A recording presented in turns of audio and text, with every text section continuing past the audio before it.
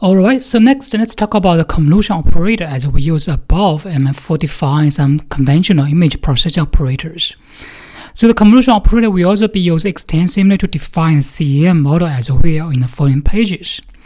So what is convolution? Initially, the convolution is the operator used for the mathematical functions. So given two mathematical functions ft and gt, both of them they are continuous functions. So we can define the convolution between them as ft, this star mark denoting the convolution between them. ft convolution with gt, it equals to the integral of f tau. Inside we have gt minus tau, and we are calculating the integral between them versus this tau as shown here. So this is the formal definition in terms of math when we are defining the convolution for continuous functions. On the right hand side, we also provide you with some examples. So given ft and gt is two functions, continuous functions, we show their curve on the right hand side, and they are denoted by this blue and red curves respectively. And we can calculate the convolution between them as either f convolution with g or g convolution with f. And both of them actually will return the same results. So this convolution originally was proposed for math functions, and it is extensively used for the signal processing problems initially. And when it comes to the image processing, because this image data is discrete, and we may have to define some operators to handle some problems similar to the signal processing. Therefore, we also extend the convolution operator to the image processing as well by providing it with a discrete mathematical definition instead. The formula given to matrix input, like this one, X matrix and Y matrix. We can also define the convolution between them as the summation. So here be careful, when we do the summation, we are summing along the dimension of these two matrices, right? So given these two matrices, we are summing along both the row and the columns. Here we have I denoting this row index, and we have J denoting this column index, and we are summing along both of the two dimensions. We're enumerating this I from 0 to m minus 1 because here we have m rows, right? And for the j, we are enumerating from j equals to 0 until n minus 1 because we have n columns. Then inside we have x, m minus I, m minus j, and we times it with y, I plus 1 and j plus 1.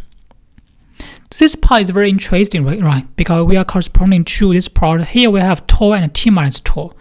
And here we have m minus I and n minus j for the index for x. And if we try some examples, like for the I equals to 0 and the j equals to 0, and inside we are calculating the product between x, m, n times it with y, 1, 1, right? In other words, when I and j are both zeros, then we are calculating the product between x, m, n times with y, 1, 1, right? And besides this, and you can also try some other examples by yourself, right?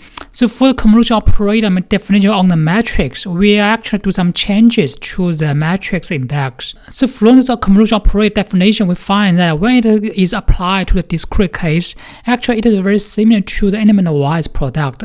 However, for the index of one matrix, we have to do some flip, right? And we'll show in the following pages. So this operator is widely used for many image processing operators like image blurring, sharpening, embossing, and edge detection, and more actually. In the following pages, we also use this convolution operator to define the CEM model architecture as well, because we have some layers for the convolution layers to be introduced later. So as introduced in the previous page, for this convolution operator, this kind of operator applied on matrix is very similar to the element product between two matrices. However, we have to flip some of the dimension for one of the matrices, right? So for example, when we are calculating the convolution between two matrices, between this one with this one. So when we are calculating the convolution between them, we denote this convolution by the star, is mark, right? It equals to what? And we can calculate it according to the definition we showed in the previous pages, right? Another way to calculate the convolution is to do some matrix flipping. When we calculate the convolution between them, this one can remain the same, right? However, for the other one, we can do some operators to it. And we can flip according to both the rows and also do the flip according to the columns. So by flipping according to the rows, and then we can do what? We can change this row into the second one, right? And change the second row into the first one instead, right? And when we are flipping according to the columns, we can change the first column into the second one, and also change the second column into the first one as well. And we can do the flipping of the rows and columns in a sequential manner. And to denote this row and column flipping, we can denote them as either X flip or Y flip respectively. And if we are doing the flipping for this matrix, we can change this entry like for the orange corner, while this X flip into this position first, right? And then further with this Y flip, we can change this position into this one, right? So this orange color, this entry will be flipped to the bottom right, this entry instead, right? Similar for the other entries. So generally after flipping, we are switching the position of all the entries inside this matrix, right? With both the X flip and the Y flip. So if we go to the previous equation, for this matrix entry, right, what we are doing here, by this index, by this string index for both m minus I and m minus j, we're doing both X and Y flipping for all the elements inside it, right? And after we do the flipping, the remaining calculation will be very similar to the element Y's product between two matrices, right? So based on this intuition, the convolution between these two matrices can be defined as what?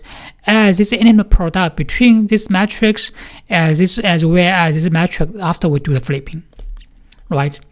So you can see this convolution and this element Y's product between two matrices, they are very similar. The main difference lies in that we may have to do the flipping with one of the matrices. So in other words, when we calculate the convolution between one kernel matrix with this image matrix, what we can do is to flip this kernel matrix first and then calculate the convolution with this element product instead, which will be much easier and also much more convenient, right? Okay, so this is a formal definition for the convolution operator we apply to images in the discrete cases, right? So actually, when we are applying this convolution for defining these models, in most of cases, this kernel matrix we are doing the flipping, actually they are variables, right? Because we want to learn some kernels, which can achieve better performance. In other words, when we define the CEM model, the kernels we are starting actually will be some variable to be learned. So before we mentioned that we can define some kernel matrix for the operators, right? For both the solver operator as well as the Bruno operator, right? For these operators, we have defined their kernel matrix manually by ourselves, right? In most of cases, this manual definition of this kernel matrix may not be perfect. And when we are applying this convolution to define a CEM model, so this kernel matrix used in the convolution operator will be, some variables to be learned. So if we treat this kernel matrix as a one to be flipped, and when we are applying this convolution into some CEM models, and this kernel will be some variable to be learned. So in the case, if this kernel matrix, this K, for example, is a variable to be learned, then we don't even need to do the flips, and then we can just calculate the element Y's product when we write the code. Because inside a CEM, this kernel will be a variable. So when we are starting the CEM, with this kernel variables, we don't need to do the flipping at all to save the time cost, unless we need to output the variable for the kernel. In other words, for the CEM model to be introduced later, we are assuming we are starting the convolution just based on the element Y's product between the kernel matrix with this input image matrix. And we don't need to care about the flipping anymore, unless we need to output the variable for this kernel K matrix, then we can do the flipping before we do the returning, right? Okay, so on the right hand side, we'll provide you with an example for calculating the convolution of the kernel matrix with the input image matrix. Here we are assuming, we just do the element Y's product. We don't need to care about the flipping anymore, right? Okay, we'll provide you with an example how to calculate the convolution between them. So we just shift this kernel matrix, which will be 3 times 3, right, along the input image matrix. We shift according to both the horizontal way and the vertical way, right? And we can calculate all the entries from the input matrix into the second convolution layer of these features. So by shifting this kernel matrix, this template along the image matrix, we can calculate like 9 different results as features we can get from this input image. So for this example, instead of calculating the convolution, what we are calculating here is actually the element Y's product. As we know in the CEM model, this kernel, this template will be a variable to be learned. We don't need to spend time on flipping the matrix unless we have to output these kernels. Okay, so this is the way we do the calculation of the convolution based on images, right? And we'll clarify the correlation between the convolution with this element-wise product between two matrices, and how to use this convolution operator to define the features for the input image. So when we calculate the convolution features for the input image, we can shift this kernel, this template, along the input images, right, in terms of both rows and columns, as shown here, right? And here we are shifting this 3x3 this kernel, this matrix, along both row and columns. Then by shifting their position, we can get 4 features, right? So here we can find one problem, right? We are shifting this kernel along the images. What we can calculate the features are the regions that we can fully apply the kernel to them, right? Like this region, right? And this region, this region, and this region. So in other words, given the input image with 4 times 4, we can only get 4 features as output, right? Which will be a 2 times 2 features as we show here. Actually, for some regions, we cannot apply the kernel to them, then the region information will be lost, especially for the boundary regions. Because for some images, for the boundaries, there may exist some very rich information, right? And if we just apply the kernel to them to get 4 features, there will be some potential information loss, right? So therefore, to get some pattern information from the boundary side of the images, some researchers also propose to add some of the pattern to the image as well. So what is the padding? Padding denoting some added dummy values to the image boundaries. Like on the right hand side, given the image like this is a blue region. This is the foreign image we input. So to get some information from the boundary side of the image, we add some padding surrounding this image. In this way, with this padding, we can apply the kernel to some of the regions originally we cannot apply to actually. For example, we can apply the kernel to this side to get some features for these 4 pixels, right? Similarly, we can also apply the kernel to some other parts of the image to get some information from the boundary side of the input image. And in this way, we can get more rich information, especially for the boundary side of the input images. So with this padding technique, we can avoid losing some pattern information near the borders of the input images. So normally for the padding side, we can add some dummy values like zeros to the pixels. We add there. And so by adding this padding to the images, we can get very rich information for the borders, and it allows us to detect some patterns from the border side of images. So normally when we define a convolution layer for the CM model, we have to specify if we have to do the patterns or not, and how large is the padding size. We have to specify these patterns as well. And besides the padding, another key part in the convolution feature extraction is called stride. Before we mentioned that we can shift this kernel matrix on the image step by step, right, on both rows and columns. Then we didn't mention how not just the step we can move forward. Before we just move by one step, right? Then, actually besides moving one step, we can also move with multiple steps each time, which is defined as a stride as shown in this page. So for large images, we may want to speed up the convolution calculation process and compress the information. If so, then we can define the convolution with a larger stride. What is stride? As shown in this page, we define a stride for 2, then we can move this template along both directions by 2 steps each time. As shown in this example, we are moving forward with 2 steps each time, and from this step to this one, to this one, to this one. In this way, we can get only 4 features from this larger input image, right?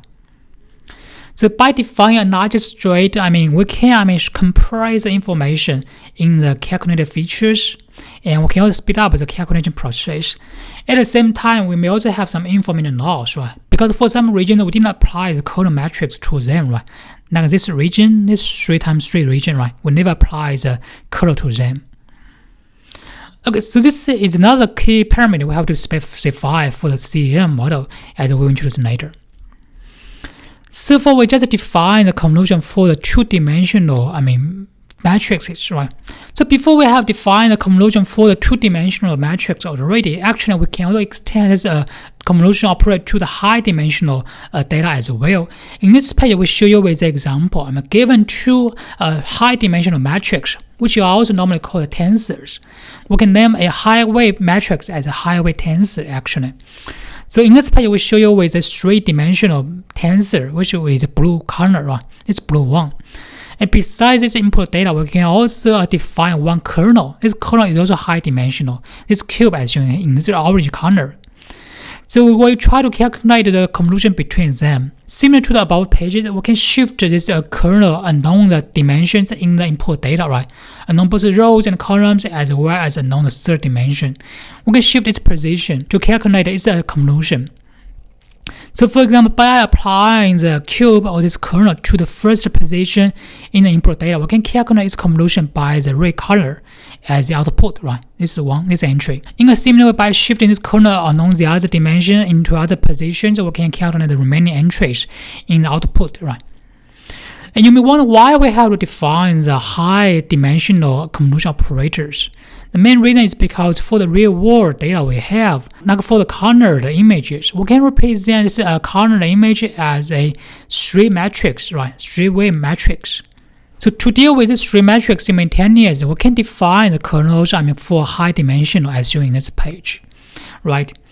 So now given the input data as RGB as shown here, we can define its kernel to be a 3-way kernel as shown here, or 3D kernel as shown here. So we define a 3 times 3 times 3 this kernel, for the size, and we can shift this kernel, according to the dimensions along the image, right? And then we can calculate its convolution features as the output. And in the definition of the CM model, another important mechanism is called multi-channel of the convolution operators. In other words, for the kernels we are defining the CM model, we can define multiple kernels simultaneously.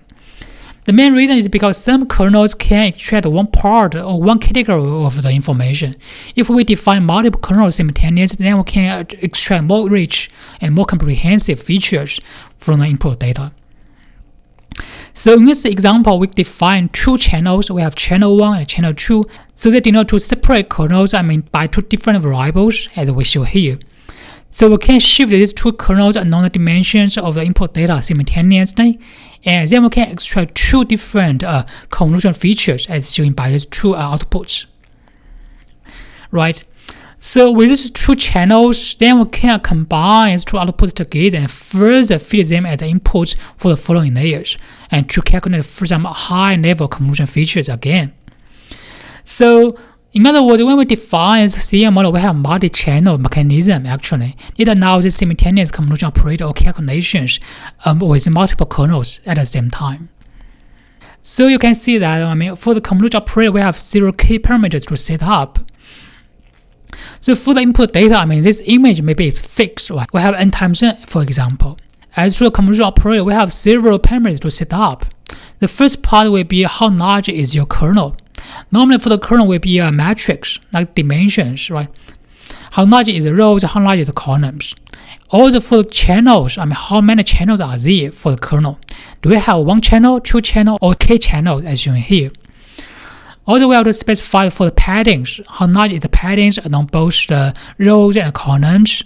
If we want to have different paddings, we have to specify different parameters for each dimension.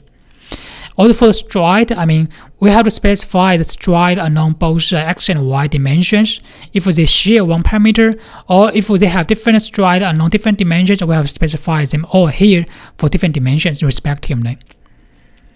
So based on the input size together with the parameter we set up here, and we can also calculate the size for the output as well, right? Now here, if we have 1 single channel and we have specified the kernel size to be f, we have the stride padding to be p and s as shown here, then we can estimate the size of the output to be O times O. The O equals to the lower boundary of n plus 2p minus f over s. And then here we have plus 1 here, right? In the case is s equals to 1 and we are moving along the dimension with 1 step only. If so, then we have O equals to n plus 2p minus f plus 1 instead. And you may also wonder how many parameters there will be for the convolution, this operator, or for the convolution kernels. You can also refer to this link, for the calculation of number of parameters inside the model. I remember in the homework 1, we also have 1 question on the size of the output as well as the number of parameters for the convolution layers and the other layers in the CM model. So you can refer to this page for more information. Okay, so this is about the convolution operator, and we have provided with the introduction for this operator to be used in the CM model. And then next we can move to the CM model architecture for you.